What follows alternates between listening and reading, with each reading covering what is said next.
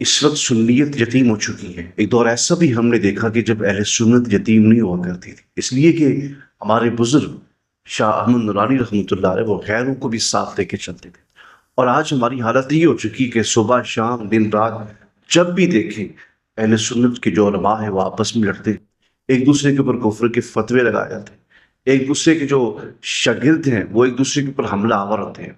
کل یہ خبر موصول ہوئی ہے کہ مولانا غفران سیالوی صاحب کے اوپر کسی نے حملہ کیا ہے، لیکن اللہ رب العزت نے ان کو محفوظ رکھا۔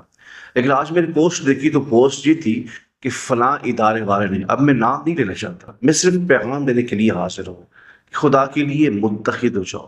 اس سے فائدہ دشمن کو ہوگا، آپ کو کوئی فائدہ نہیں ہوگا۔ آپ نے الزام لگا دی کہ فلاں مدرسے والے نے، فلاں شخصیت کے شاگردوں نے مولانا غفران سیالوی صاحب کے اوپر حملہ کیا ہے۔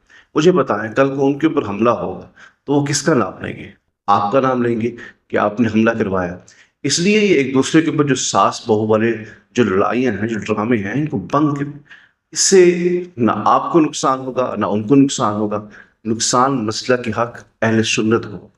سنی بدنام ہو رہے ہیں اس وقت جو سوشل میڈیا پہ حالات چل رہے ہیں، مجھے اپنے ایمان سے بتائیں اس سے کس کو فائدہ پہنچ رہا ہے، کس کو نقصان پہنچ رہا ہے؟ دشمن کو فائدہ پہنچ رہا ہے اور اہل سنت کو، سنیوں کو، دین کو نقصان پہنچ رہا ہے۔ تو براہ کرم کچھ احساس کریں، آپ کوئی چھوٹے بچے نہیں ہیں، دودھ پیتے بچے نہیں ہیں کہ روزانہ کے جو ڈرامے چل رہے ہیں اس وقت سوشل میڈیا پہ۔ مجھے پتہ ہے کہ آپ میری بات کو تسلیم کریں نہ کریں، لیکن میں ادب کے دائرے میں رہ کے پیغام دے رہا ہوں کہ خدا کو خوف کریں، ایک دوسرے پہ الزام تراشیاں، کفر کے فتوے لگانا بند کریں۔ اللہ کریم غفران سیالوی صاحب کو اپنی حفاظت میں رکھے۔ یہ سارے اہل سنت کے علماء ہیں، یہ اچھا کام نہیں ہے کہ آپ کسی کو نامینیٹ کریں، بلکہ اس کا طریقہ یہ ہوتا ہے کہ آپ انتظامیہ سے رابطہ کریں، آپ ان سے کہیں جو مجرم ہیں ان کو ٹریس کیا جائے، ان کو گرفتار کیا جائے، پھر سوشل میڈیا پہ پیش کیا جائے، پتہ چلے کہ اصل مجرم کون ہے۔